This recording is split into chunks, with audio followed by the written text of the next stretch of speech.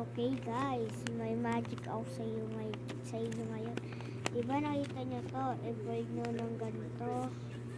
Ganito. Tapos pupunitin ko na ngayon guys. Tignan nyo to ha.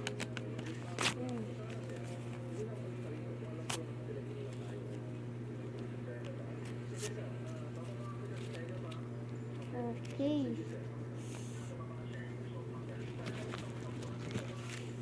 Lang. Ito na guys, oh. Pinold ko na. Tingnan nyo to guys.